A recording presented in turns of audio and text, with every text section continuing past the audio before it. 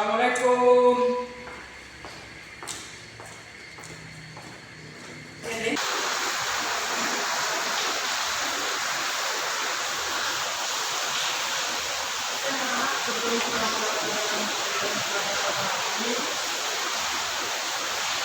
Agar kita berdoa hidup cepat bisa.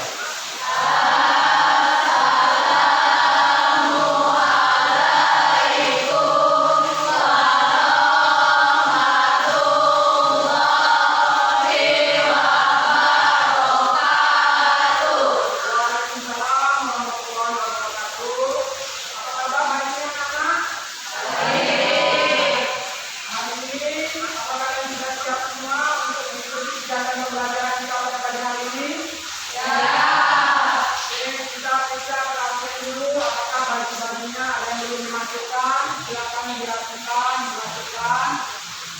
Sebelum kita mulai pembelajaran kita pada pagi hari ini.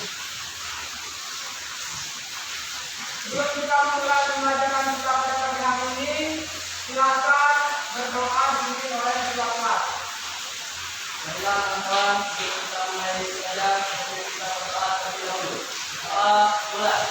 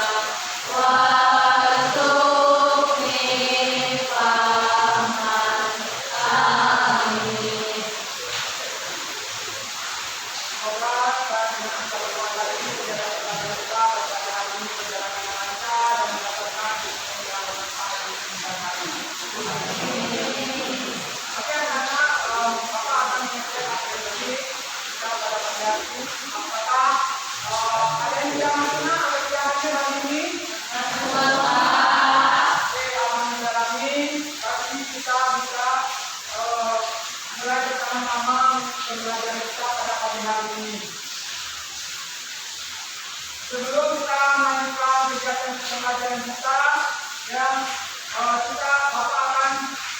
kita akan menyanyikan lagu Indonesia Raya sebagai kata ucapan ayat kita dan sebagai profil pelajaran Pancasila. Anak-anak silakan untuk berdiri.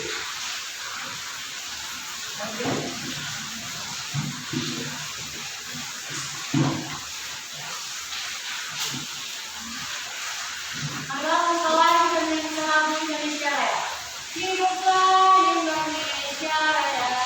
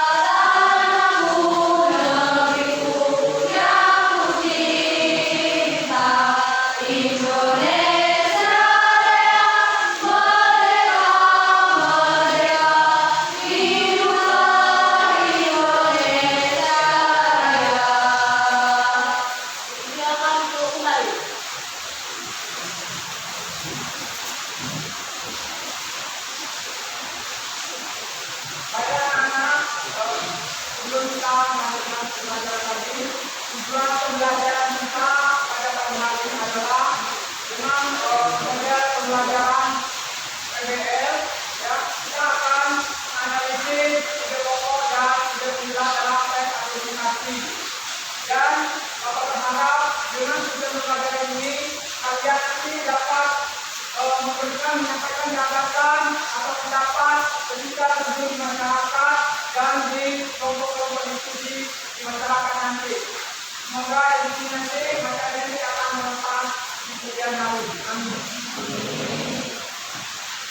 Anak-anak, Bapak akan menayangkan video motivasi tentang integrasi tentang motor.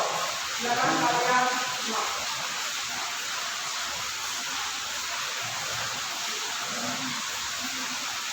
Halo sahabat Mandi Studio, berjumpa lagi di sesi cerita inspiratif kehidupan. Kali ini kami akan bercerita mengenai hikmah yang bisa kita ambil dari sebuah botol. Sebelum melakukan, jangan lupa like dan subscribe channel ini ya. Itu dia kesalahannya. Sebuah botol jika diisi air mineral, maka harganya sekitar 5 ribuan. Jika diisi dengan jus buah, maka harganya sekitar 10 ribuan. Jika diisi dengan madu, harganya menjadi ratusan ribu.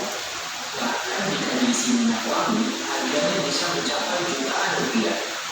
Namun bayangkan jika botol itu diisi air comberan, maka botol menjadi tidak berharga dan hanya akan dibuang ke dalam tong sampah.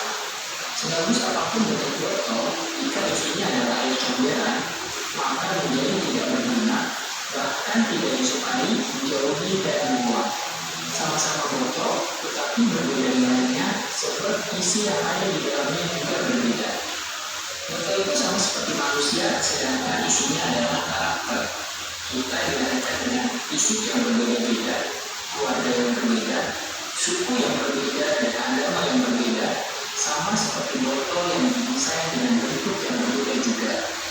Ada yang tinggi, ada yang pendek, ada yang berkulit putih, ada juga yang berkulit gelap. Ada yang kaya dan ada yang miskin dan lain sebagainya. Walaupun berbeda-beda, yang paling menentukan nilai adalah isi atau karakter dari diri kita. Jika kita memiliki karakter yang mudah bekerja sama, jujur, tulus, bekerja keras, atau menyerah, maka nilai diri kita juga akan menjadi tinggi dan orang-orang pun akan senang dekat dan bekerja sama dengan kita.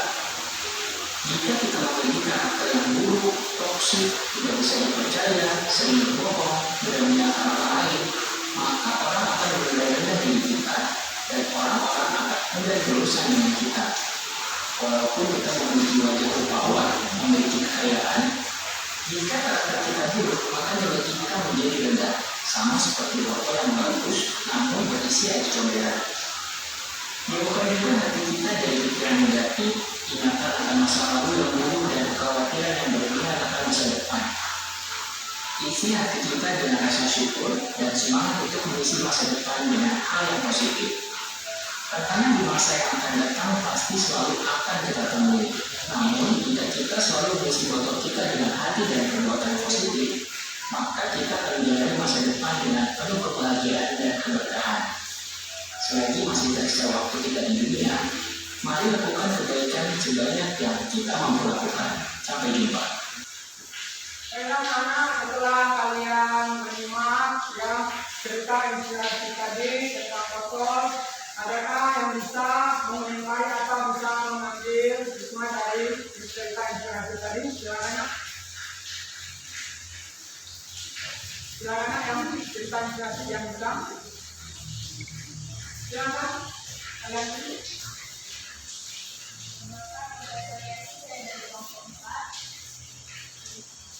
Tujuan yang dapat diambil dari video pendek tentang botol tadi adalah semua tergantung dari karakter kita masing-masing. Jika karakter kita yang bekerja sama, jujur, tulus, bekerja keras, tanpa menyerah, maka nilai kita juga akan menjadi tinggi dan orang-orang yang akan dekat dan senang dengan kita. Tapi jika sebaliknya, maka karakter kita pun menjadi rendah. Oke, bagus ya, kita kasih semangat. Selanjutnya ada lagi yang bisa mengambil hikmah dari cerita inspirasi botol dari botol tadi. Silakan. Kenalkan nama saya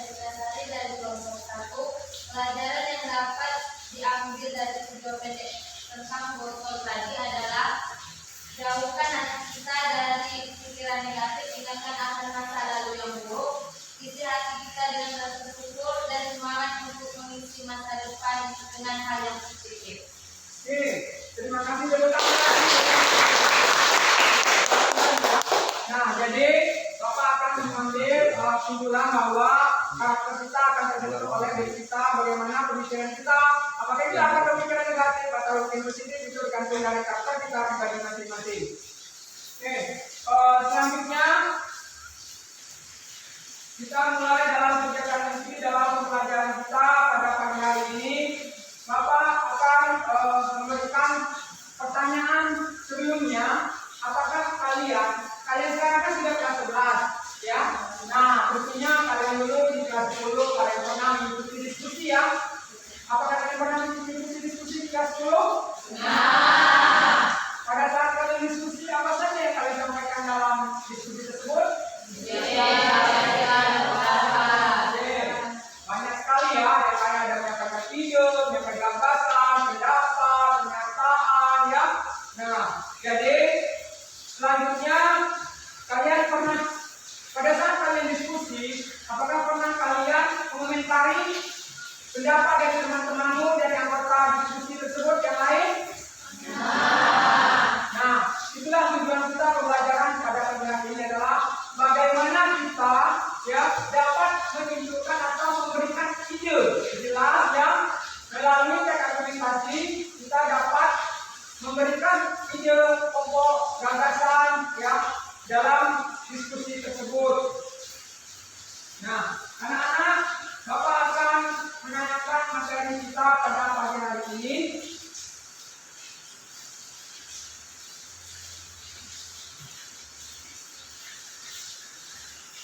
Assalamualaikum warahmatullahi wabarakatuh. Bertemu lagi dalam pembelajaran bahasa Indonesia bersama Ibu Reisha. Nah, kali ini kita akan mempelajari masih dengan tes argumentasi, namun kali ini dengan topik ide pokok, ide penjelas, dan pengembangan paragraf. Bagaimana? Sudah siap untuk belajar? Mari kita mulai. Nah, sebelumnya kita sudah mempelajari mengenai pengertian tes argumentasi. Dan kita tahu bahwasannya tes argumentasi itu memberikan ulasan mengenai pendapat seseorang dan tentunya masih objektif. Ada ide pokok, ada ide utama, ada gagasan utama, ada gagasan pokok dan objektif. Jadi selanjutnya kita akan membahas pola pengembangan paragraf. Pola pengembangan paragraf yang akan kita pelajari itu ada deduksi dan induksi. Sebenarnya ada lagi yang campuran. Bagaimana sih contohnya? Kita akan melihat contoh pola pengembangan paragraf yang kelima. Jadi dia merupakan isi dari kalimat dan tidak berdiri. Nah, kita akan lihat nanti mana dia merupakan kalimat atau ide yang berdiri. Selanjutnya ide pokok itu juga ya perbedaannya, dan kalau kalimat utamanya di akhir disebut dengan paragraf induksi. Oke, sudah jelas bukan bagaimana cara menentukan pola paragraf dan pola pengembangan paragraf? Nah, itulah tadi pembahasan kita mengenai ide pokok, ide penjelas, dan Kalian menyimak ya materi kita tadi yang ditayangkan tadi. Nah, Bapak ingin bertanya dengan kalian, apa yang bisa kalian ambil kesimpulan atau bisa mengomentari materi yang telah disampaikan tadi? Silakan. Kenalkan, nama saya Delia dari kelompok 2. Kalimat utama adalah sebuah kalimat yang di dalamnya terdapat gagasan utama, gagasan pokok, ide pokok, pikiran pokok, atau ide utama pada paragraf. Ya, betul sekali. Kita jawabannya membentuk kelompok dan Bapak akan belajar. Sekarang kalian silahkan membuat kelompok dengan kode dari Bapak ya.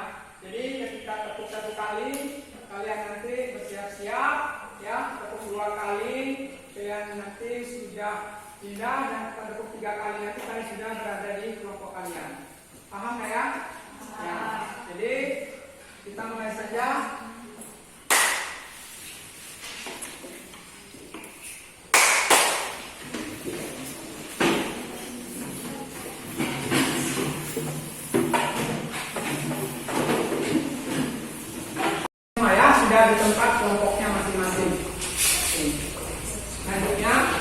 Bapak akan membacakan PKPD-nya mulai dari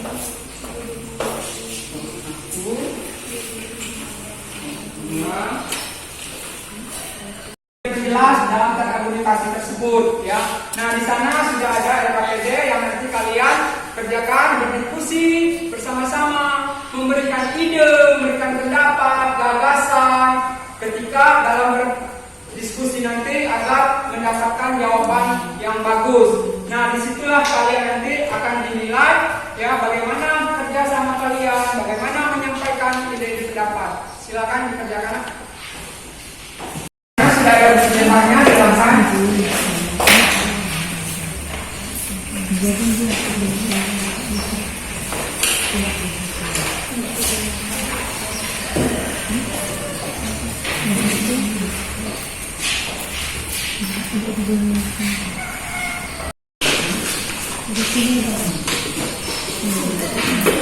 Sudah sama untuk mendapatkan jawaban yang sempurna.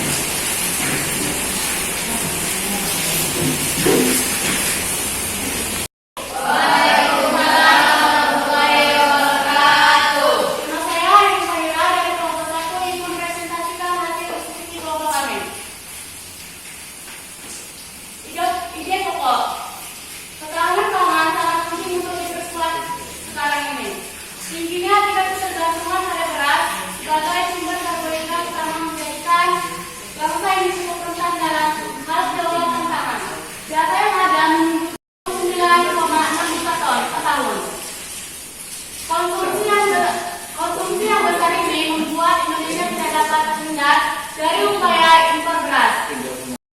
Dari data pada 1954, komposisi karbohidrat di sana dipenuhi dari ubi kayu 22,6%, jagung 18,9% dan kentang 4,99%. Akan tetapi, kondisi itu terus berubah pada era Orde Baru. Pada akhir 80-an, proporsi beras tapi nominal mencapai 81,1%. Sisanya ubi kayu 10,2% dan jagung 7,82%. Orde Baru makin mendorong beras untuk menjadi bahan pangan utama di seluruh Indonesia. Keragaman konsumsi beras di Indonesia membuat makanan pokok lokal terabaikan. Sekian, saya akhiri. Wabillahi taufiq wal hidayah. Wassalamualaikum warahmatullahi wabarakatuh.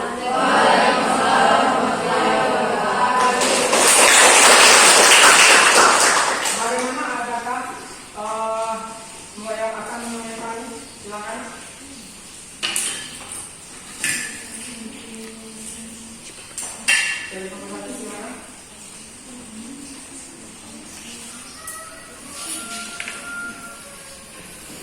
Nama saya Cinta Sari dari kelompok 1 yang ingin mengomentari presentasi dari Airin. Menurut saya presentasinya sudah bagus, suaranya sudah lantang, tapi cuma terlalu cepat sehingga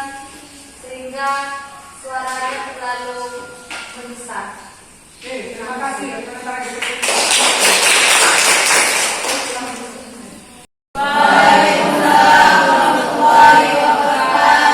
Perkenalkan, nama saya Fitria Nur Aini dari kelompok 2 ingin mempresentasikan hasil diskusi kami. Ide pokok diversifikasi untuk ketahanan pangan. Ketahanan pangan sangat penting untuk diperkuat sekarang ini. Tingginya tingkat ketergantungan pada beras sebagai sumber karbohidrat utama menjadikan bangsa ini mengendalikan harga di pasaran. 2. Ide penjelas. Kini, upaya mengembalikan keragaman pangan tengah dilakukan oleh pemerintahan melalui gerakan diversifikasi pangan yang dipelopori Kementerian Pertanian. Gerakan ini serentak dimulai di 34 provinsi di Indonesia sebagai antisipasi krisis pangan. Gerakan ini diharapkan mampu mengurangi ketergantungan konsumsi beras dan sebagai penyedia sumber pangan alternatif berupa sumber karbohidrat lokal. Saya akhiri, wassalamualaikum warahmatullahi wabarakatuh.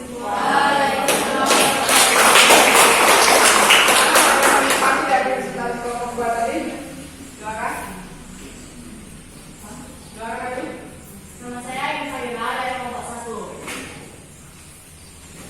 Saya ingin mengomentari hasil presentasi dari kelompok 2.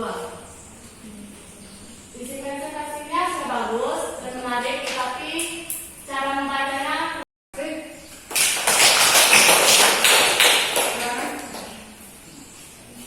Dari kegiatan pembelajaran kita dan hasil presentasi tadi, siapa yang dapat menyimpulkan dari kegiatan pembelajaran kita materi pada pagi hari ini? Silakan.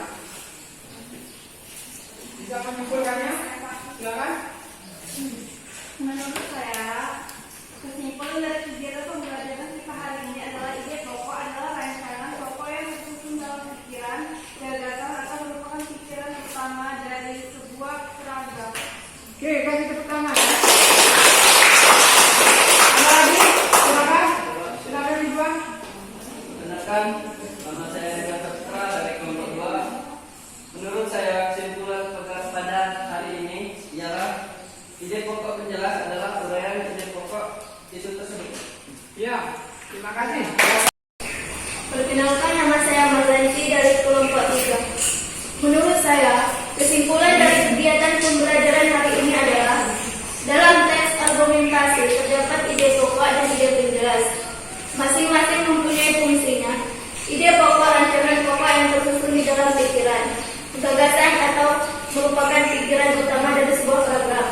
Sedangkan ide penjelas adalah uraian atau pengembangan dari ide pokok tersebut. Oke, terima kasih. Jadi,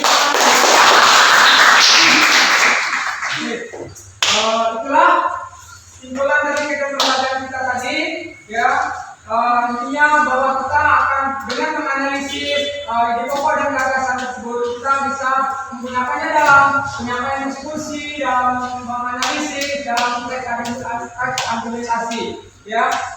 Nah, baiklah, sebelum kita mengakhiri kegiatan pembelajaran kita pada pagi hari ini, ya, Bapak akan mengingatkan bahwa jangan lupa belajar dan terus semangat. Minggu depan kita akan tetap materi tentang teks argumentasi. Sebelum kita akhiri, silakan berdoa dipimpin oleh ketua kelas. Marilah kawan-kawan, sebelum kita mengakhiri pelajaran pada hari ini, lebih baik kita berdoa terlebih dahulu. Berdoa, mulai.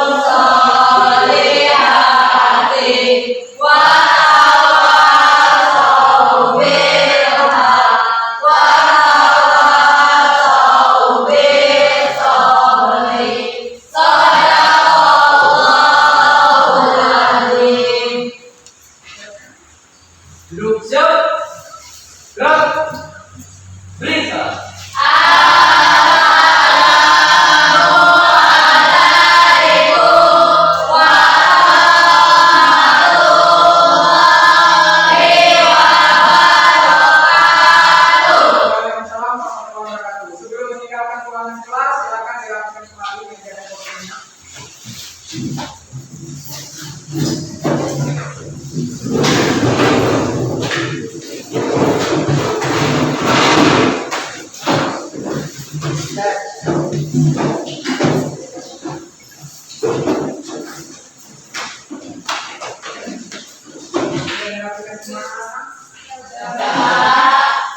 boleh pulang meninggalkan kelas.